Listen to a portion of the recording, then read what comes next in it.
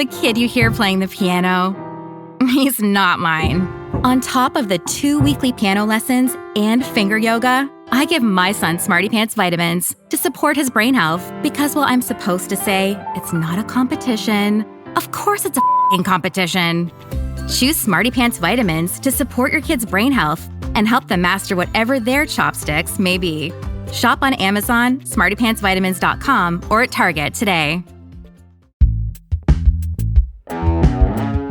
Today on CityCast Boise, the numbers are in, and Idaho's OB-GYN exodus is becoming even more critical. Meanwhile, school walls are becoming political flashpoints thanks to a new poster ban, unless it's a very specific motto. And the sky is throwing a cosmic party with planets, meteors, and a sturgeon moon.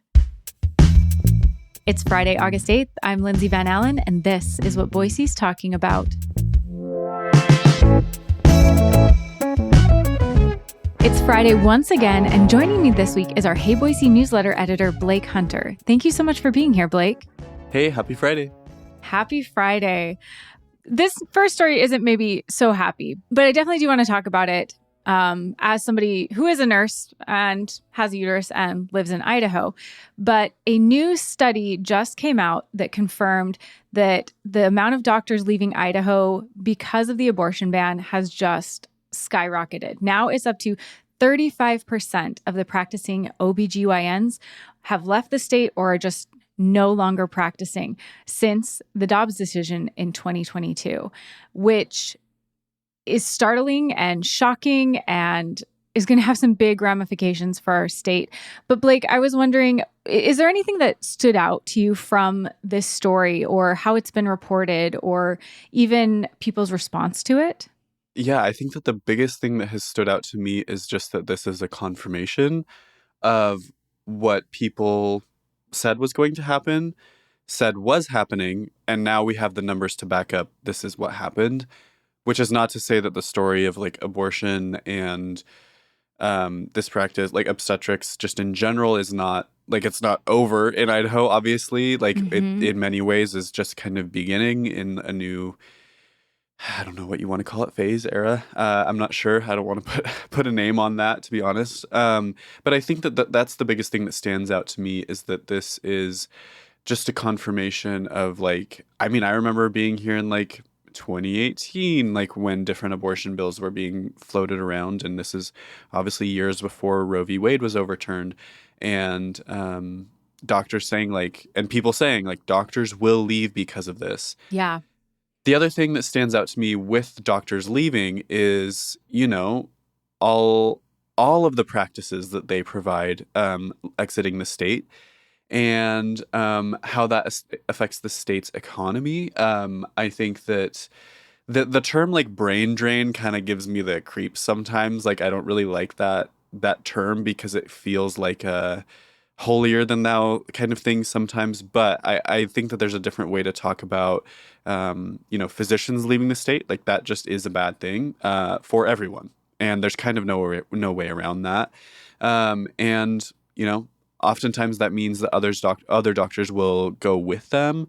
And we're losing families. Like we're losing parts of our community with these doctors as well as this practice. And so I think that there's just these wide-ranging ramifications that over a third of our obstetricians have left the state. And there's definitely a feeling of doom that these numbers are putting into me. So I believe in practicing hope, but I'm just struggling with that a little bit today. And I think that that's okay. I think that these numbers we just need to sit at and look at for a second. What do you think about this as, a former nurse? Like looking back at this, you have been ringing the alarm bells on this here on the podcast and, you know, on TikTok, like in your own platforms and whatnot. What's standing out to you about this? A couple of things. One thing that you touched on where I don't think people realize, like doctors don't exist in a vacuum. They have families. A lot of times doctors in this area are married to other doctors. So if you're losing an obstetrician, you might also be losing an ER doctor. A lot of times they're married to nurses or other people practicing in healthcare or teachers, or like we're not just losing, the report said 40% of them had completely left the state. That means, we're losing entire families where a lot of times both partners had really important jobs in our community. And just to kind of paint a picture, because this, I have been warning people about this. I've been so concerned about this. And I just want to paint a picture that Idaho didn't have that many doctors to start with. Like, we are right at the bottom in the entire country for physicians per capita. And so that's often measured how many physicians you have per 100,000 people. And in 2021, we had 174 physicians per 100,000 people. Now, that sounds like a lot. That's not a lot. That's not. No. Like, I think only Mississippi has fewer than we do. And that was before the Dobbs decision. In the United States, on average, like the average number of physicians per 100,000 people is 297. So we have just a little over half of that. And so already before Dobbs, before the Idaho abortion bans went into effect, we had very slim doctor margins. And it's just gotten significantly worse for anyone who needs obstetrics, but also for healthcare in general, because when people don't have access to the kind of care that they need from like an obstetrician, they are going to use things like urgent care. They're going to use things like the ER. Their need doesn't go away. You don't, just because there's fewer doctors, you don't suddenly need less healthcare. You just have fewer resources to obtain it. So you're going to go to places like the ER to get your care, which is not where you want to be getting your obstetrics care. That's not a good place for, like your basic checkups and things like that. I'm not, nothing against ER. My husband works in the ER. They do great work, but that's not a place to go for your checkups. But if you don't have another place, or you've been putting it off because you can't find a provider, or you haven't been able to get into anybody's office, you're going to end up in the ER. And that is not where you want to be. That's not where you want to be when you're pregnant. And so this is going to trickle down everywhere and affect all healthcare. So anybody who says like, well, I'm not going to get pregnant, this won't affect me, it 100% will affect you. It already is, where we're losing family practice doctors, we're losing ER doctors. And with this study, they even accounted for the doctors that they've been able to like entice to come work here, because that was part of the abortion ban, where the far right legislators said, oh, well, the doctors who want to live here will come. Only like 20 have. And we still, even with that number, have lost 35% of our practicing OBs. That's like, I don't know what words to say to tell people, like, that should be terrifying to you. You should be very, very worried about it. And what we've seen also is that this is funneling available providers just to the most populous counties.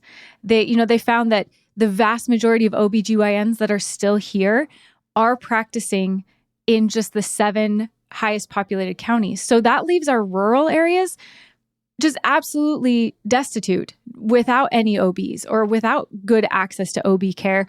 And just because you live in a less populous county, that doesn't mean you need less OB care. Yeah, the rural care of it all is really important to point out. As someone from rural Idaho, that's very important to me. And also, we've seen a number of rural OB clinics close, just in the past few years across Idaho.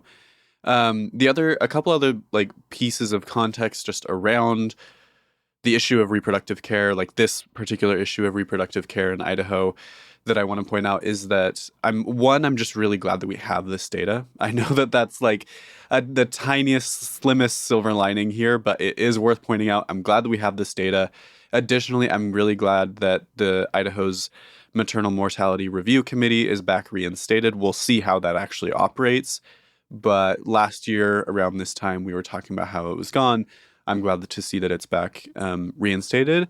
And then the other thing to point out, if people are feeling like freaked out about this, as Lindsay is saying, there is a ballot initiative for abortion rights that is being accumulated right now for November 2026. So that is a little bit further out in advance, but that is like a glimmer of hope for something to be working towards that is part of this whole apparatus of reproductive care conversation in Idaho.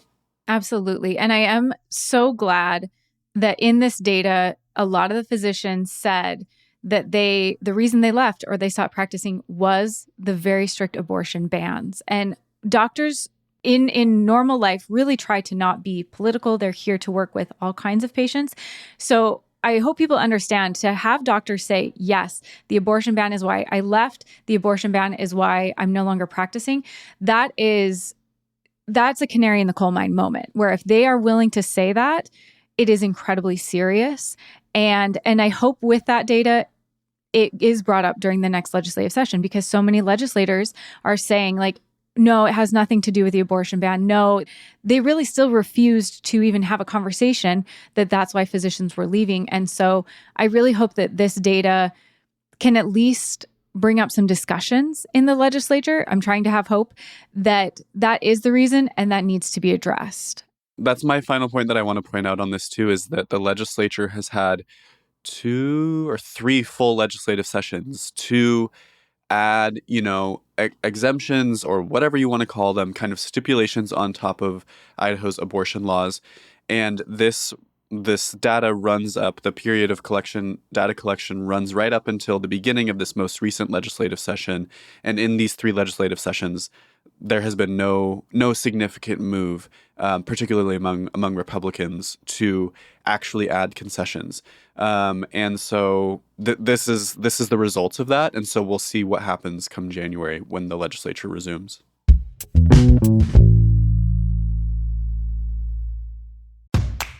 Got a kid who's always asking, why?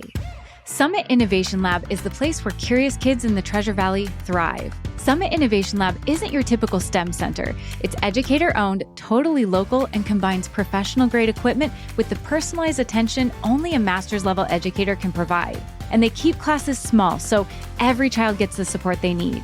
They offer a variety of year-round classes, from Lego robotics to preschool engineering and computer science. Summit Innovation Lab keeps your child growing and learning. Is your child's school closed on Friday? Looking for something for them to do on those random wonky days off during the school year?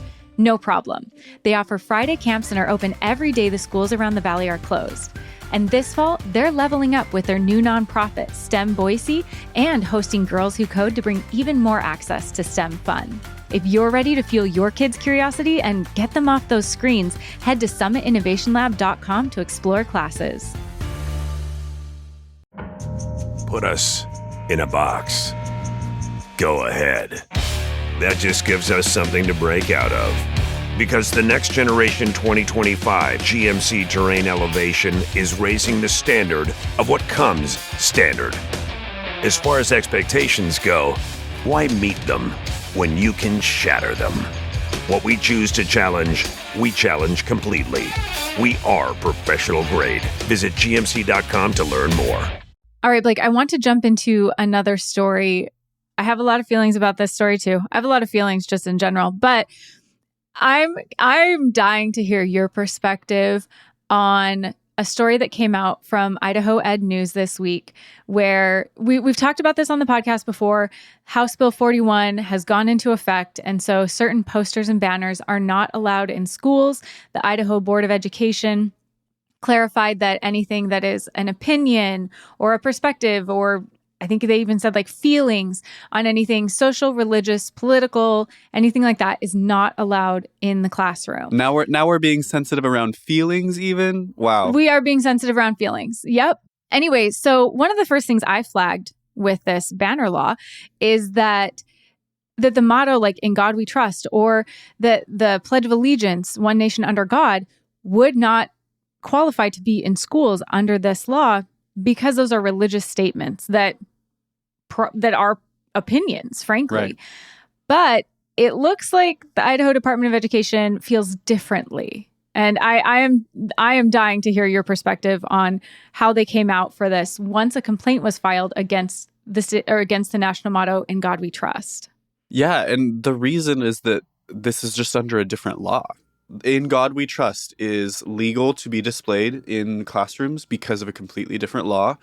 And the Department of Education essentially said, we think that these stand up together, and "In God We Trust" is okay to have on a wall. And, whether that communicates a political viewpoint or not.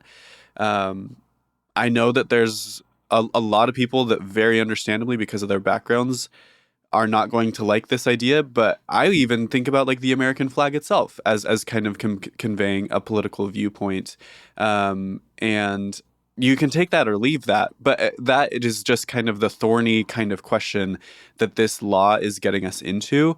And this law had to be written. The legislature kind of, to some extent, understood what I meant by that because they made specific exemptions for the state of Idaho's flag, the U.S. flag, tribal flags, military flags, which I find very interesting. And then you can also display the flags of other nations unless they're on a very short list of countries that the U.S. is currently in quote-unquote hostile action with. Mm-hmm. So, yeah, and then they kind of, the Department of Education looked at these two laws and said, yeah, the In God We Trust is A-okay to have on display. Which, again, I think that that's very interesting. Like those words, and specifically the word God, there's certainly a Christian connotation to that. Oh, absolutely. And so I'm interested. Oh, Idaho. All the lawsuits that every year we get to see just in a theatrical fashion play out over time. So I'm curious to see if we'll... And pay for. Love it. We all get to pay for them. We sure do. And so I'm curious to see if this will prompt a lawsuit. Yeah. Something that I do want to note is that I went and read the law that State Superintendent of Public Instruction Debbie Critchfield quoted is Statute 33-141, which was added in 2023. It specifically just says the state motto is allowed. It does not say the Pledge of Allegiance is allowed. And that for myself, in my perspective, the idea of one nation under God with liberty and justice for all. We are ignoring due process right now. That feels like an opinion, a religious opinion to me. But the state law does not cover that. So for the people who were like filing complaints about this law, just a note, that statute does not, it only covers the national motto. It does not cover the Pledge of Allegiance. And so that's an area I'd like to push back on and say, okay, well, what about this? Because it feels very hypocritical to me. We're going to make this set of rules, these banners and posters, everyone is welcome here is too controversial in the state of Idaho, but In God We Trust is allowed, even though it's very clearly a religious sentiment. Like the picking and choosing and the hypocrisy, I'm never down with that. I always want to challenge it, but it seems very clear they want to stop things they don't like from being on the wall and make workarounds for everything that they do like or that confirms their belief system. Yeah, I think you're right. I think, and not to like pat you on the back, but a couple weeks ago you had a really good interview with Sarah Inama, who basically prompted this entire bill being written and proposed and ultimately passed and put into effect. Earlier this year, I'm sure so many of our listeners are tired of hearing reporters and journalists like rehash the first two like sentences of the story. But essentially, she put everyone is welcome posters up in her classroom, or had them already up. West Ada School District administrators told her to take them down. She initially did, then put them back up and refused to take them down when they told her to again. West Ada got very convoluted and kind of didn't communicate really to the public at all, or Nope. just in very strange fashions. And so actually Inama has left West Ada, was able to finish her semester there, and has left and is now working for the Boise School District.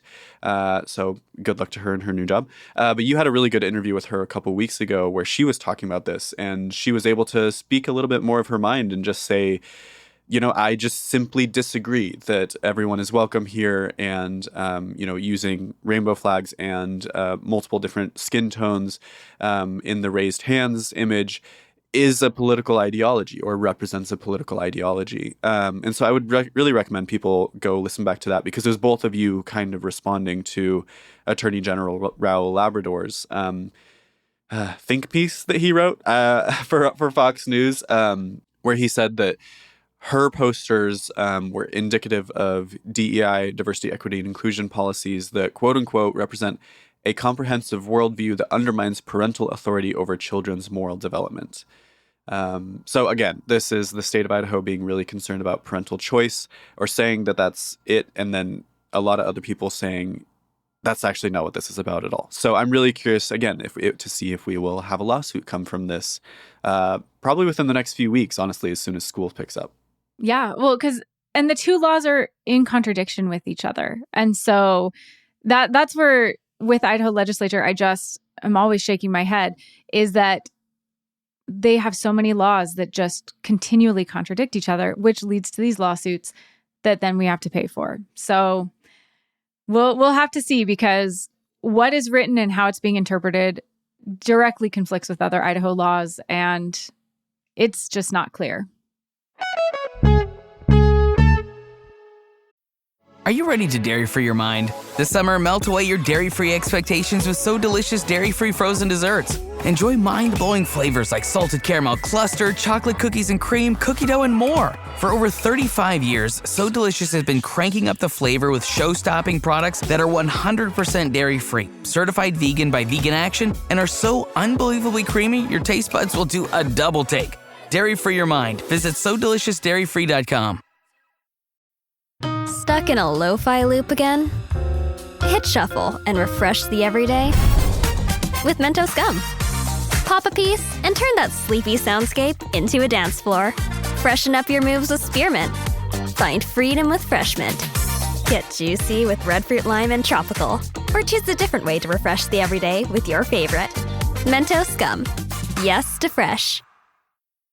Okay, before we jump into our picks of the week, we actually have some CityCast neighbor shout outs. And when you become a CityCast Boise neighbor, you can shout out a local business or nonprofit that you think is doing amazing work. You love to go there. You think they're really adding to the community. And we've got a couple of those shout outs from our new CityCast Boise neighbors.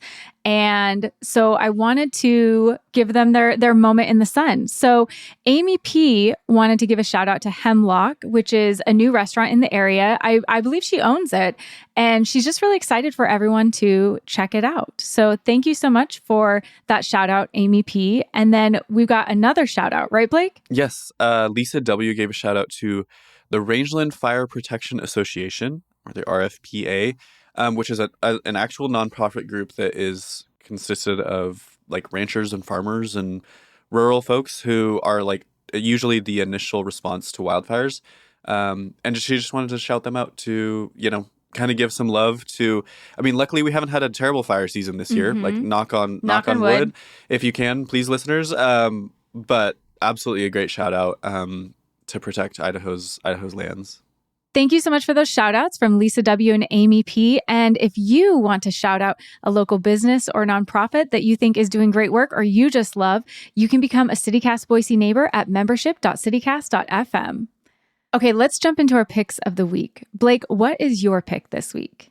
Let's do it. I'm so excited about this. Here in this second half of summer, I'm not traveling as much. I'm having a chill time. I couldn't be happier about it.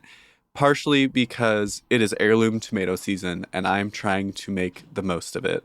Lindsay, do you know what I'm talking about? Are you on this? Yes, I'm a tomato sandwich girly all the time. Good. Heirloom tomatoes, yum, yum, yum, yum. It's the best tomatoes. It's fantastic. I'm very excited. So fantastic. It's hard to get them at the farmer's market because you usually have to show up pretty early. Like they just go quick. They are actually gold. But I just couldn't be happier about it. Like anytime that I can get my hands on an heirloom tomato, I'm thrilled. You can do so many things with them, but honestly, you should just put salt and pepper on them and call it a day. So I good. Literally just this morning went to Good Times Bagels over in like west end of downtown, basically. And they have a new seasonal special that is just a bagel with cream cheese and heirloom tomato. And they do thick slices of heirloom tomato with a basil oil and then like fresh black pepper and flaky sea salts. It's pretty heavenly. Oh my God. And it's just like perfect. And like that's something that you can easily do at home, but Good Times Bagels are so phenomenal. So yeah, I'm just eating up the tomatoes. Like I'm just trying to soak up this like tail end of summer. It's harvest season. Or the beginning of harvest season, and I'm making the most of it. So Lindsay, what's your pick of the week? Okay, my pick of the week is the night sky coming up. I feel like end of July, beginning of August is one of my favorite times to stargaze, and the astronomy is gorgeous. And this weekend is going to be really fantastic. We're going to have a sturgeon full moon you'll get peak illumination around 2 a.m. on Saturday, August 9th. And so that's just going to be gorgeous all night. Love a full moon. Can't wait. And then in the early morning hours of Sunday, August 10th, there's a 6-planet parade with Mercury, Venus, Jupiter, Saturn, Uranus, and Neptune. And those are a little more rare. You can get a 3 or 4 planet parade pretty regularly, but having 6 at around the same time we're having the Sturgeon full moon, that's very fun. And then there's also 2 meteor showers that are going to kind of intersect at the beginning of next week. There's the Southern Delta Aquarid meteor shower that began in July and will be going through August 12th. And the Perseids meteor shower is going to start Monday, August 11th. So that August 11th, you're going to get both. And so that should be tons of meteors. It's going to be gorgeous. Like I always recommend, really great places to view these are in the Sawtooths or at the Bruneau Dunes. And I'm just so excited. So this weekend, beginning of next week, it's just going to be stunning. I love it. I'm soaking this up too. This is perfect end of summer vibes. Well, Blake, thank you so much for joining me. We covered a lot of ground, and I really appreciate all of your insight and takes on the latest stories. You too, Lindsay. Have a good weekend.